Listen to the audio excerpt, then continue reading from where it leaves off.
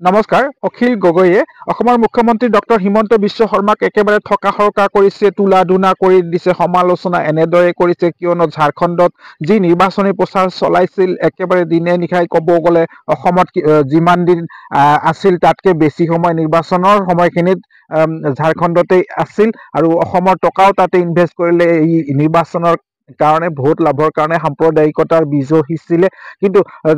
আটাইতকৈ ডাঙৰ কথা তেখেতে কৈছে সংবাদ মাধ্যমকো দোষাৰোপ কৰিব বিচাৰিছে সংবাদ মাধ্যমক কিন্তু এই কথাখিনি কালি যিখিনি ক'ব লাগিছিল কোৱা নাই যেহেতু বেয়াকৈ শোচনীয়ভাৱে পৰাস্ত হৈছে বিজেপি ঝাৰখণ্ডত চাওক গোটেইখিনি আপুনি যদি চেনেলটোত প্ৰথম হৈ আছে তেন্তে ছাবস্ক্ৰাইব এটা কৰি দিব বাতৰি কাকতত অসমত ক'তো ঝাৰখণ্ডত যে হিমন্ত বিশ্ব শৰ্মা হাৰিলে তেওঁ যে ফ্লপ হ'ল তেওঁ যে গুৰুত্বহীন হ'ল তেওঁৰ কাৰণেই যে ঝাৰখণ্ডত মানুহবিলাক কি কয় বিজেপি হাৰিলে সেই কথাটো কোনো বাতৰি কাকতত প্ৰথম পৃষ্ঠাত দেখা নাই দ্বিতীয় কথা বন্ধুসকল কালিৰ টিভিবিলাকতো হিমন্ত বিশ্ব শৰ্মাৰ ডাঙৰ ডাঙৰ নিউজ ওলাব লাগিছিলে যে হিমন্ত বিশ্ব শৰ্মাই নেতৃত্ব দিয়া ঝাৰখণ্ডত বিজেপি হাৰিলে হিমন্ত বিশ্ব শৰ্মা কালি ঘৰৰ পৰা ওলাব নোৱাৰা পৰিস্থিতি অসমত 5খন আসন পাইছে তাৰ পাছতো তেওঁ লাজতে বাহিৰলৈ ওলাব পৰা নাই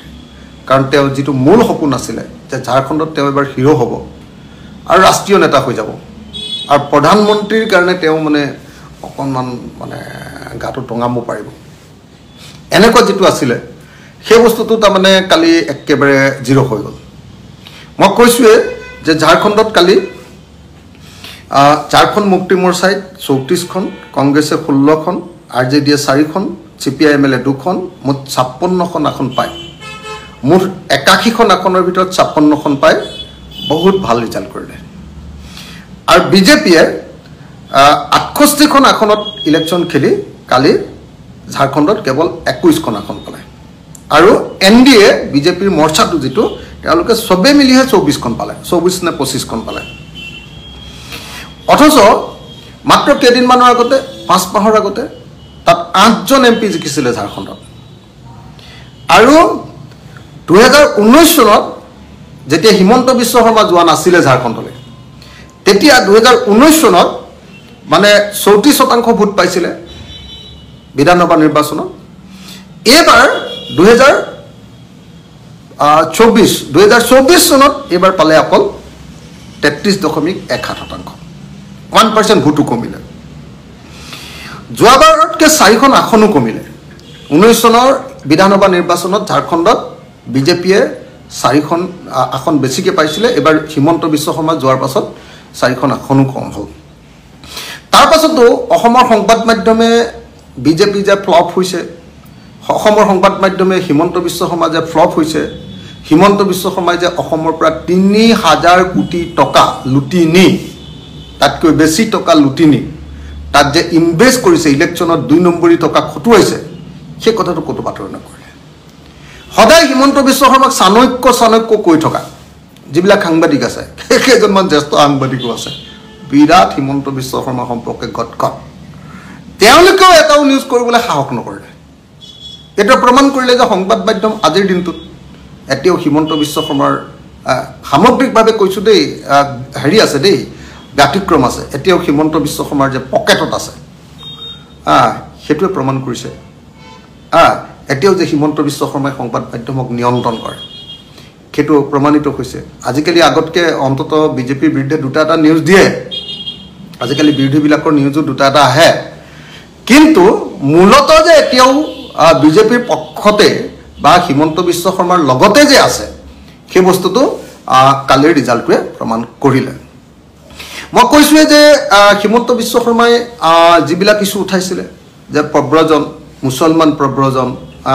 অনুপ্ৰৱেশকাৰীয়ে আকৌ বেয়া হৈ গৈছিলে দেই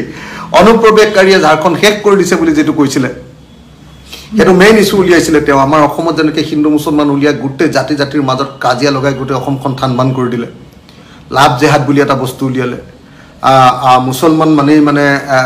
ৰাতি মানে এনকাউণ্টাৰ কৰি গুলিয়াই মৰাৰ নিয়ম উলিয়ালে আকৌ আপোনাৰ হেৰি উলিয়ালে কি কয় আপোনাৰ এই কি কয় এইটো বুলডোজাৰ লগাই ঘৰ ভঙাৰ নিয়ম উলিয়ালে এইবিলাক যিবিলাক উলিয়ালে হিমন্ত বিশ্ব শৰ্মাক সেই বস্তুটো উলিয়াইছিলেগৈ এইবাৰ ঝাৰখণ্ডৰ ঝাৰখণ্ডীসকলে ঝাৰখণ্ডৰ আদিবাসী মানুহবিলাকে ভাল লাভ দিলে হিমন্ত বিশ্ব শৰ্মাক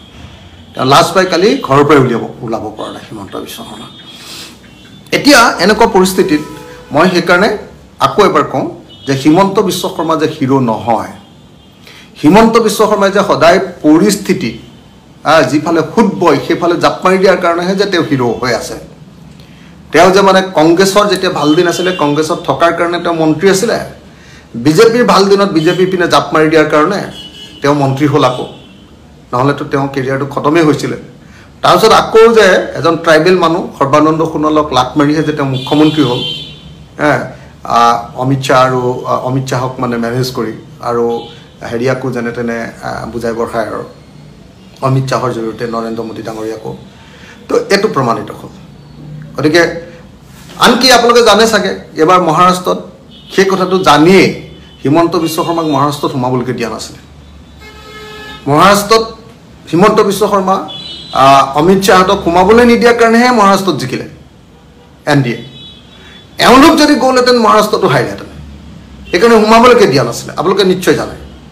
এই কথাটো জানে হাৰিয়ানাত যেনেকৈ নৰেন্দ্ৰ মোদী অমিত শ্বাহক সোমাবলৈ দিয়া নাছিলে RSSে মহাৰাষ্ট্ৰতো সোমাবলৈ দিয়া নাছিলে নৰেন্দ্ৰ মোদী অমিত শ্বাহ আৰু হিমন্ত বিশ্ব শৰ্মা তাৰ কাৰণে মহাৰাষ্ট্ৰত জিকিলে আৰু য'ত এওঁলোকে বেছি উৎপাত কৰিছে ঝাৰখণ্ড জিকামেই বুলি ৩,০০০ কোটি টকাতকৈ অসমৰ বেছি টকা নি খৰচ কৰিছিলে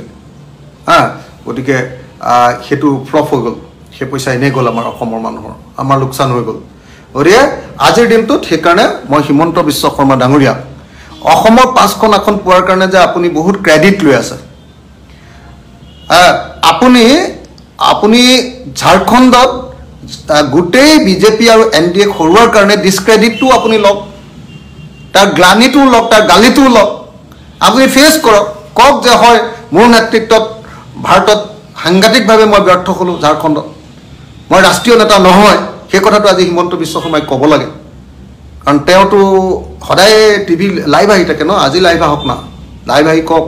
যে ঝাৰখণ্ডত মই হাৰিলোঁ ঝাৰখণ্ডত মই ৩,০০০ কোটি টকাতকৈ বেছি খৰচ কৰিছিলোঁ ঝাৰখণ্ডত মই 2 নম্বৰী পলিটিক্স কৰিছিলোঁ ঝাৰখণ্ডত মই অৰুণোদয় দিব কৈছিলোঁ অৰুণোদয় নিচিনা স্কিম সববিলাকৰ পাছতো ঝাৰখণ্ডী মানুহে নিজৰ সত্তাটো জীয়াই ৰাখিবৰ কাৰণে আঞ্চলিক সত্তাটো জাতীয় সত্তাটো তেওঁলোকৰ নিজৰ পৰিচয় ৰক্ষা কৰিবৰ কাৰণে সিদ্ধান্ত ল'লে সেই কথাটো আপুনি এবাৰ কওক না মুখ্যমন্ত্ৰী ডাঙৰীয়া আপোনাৰ পৰা এই বক্তব্য শুনিবৰ কাৰণে আৰু অসমৰ সংবাদ মাধ্যমৰ পৰা এই বাতৰি চাবৰ কাৰণে এই বাতৰি পঢ়িবৰ কাৰণে গভীৰ অপেক্ষাৰে ৰৈ আছোঁ আশা কৰোঁ অসমৰ সংবাদ মাধ্যমেও মুখ্যমন্ত্ৰী হিমন্ত বিশ্ব শৰ্মাৰ ওপৰত এই বাতৰিটো কৰিবলৈ সাহস কৰিব ধন্যবাদ জয় অসম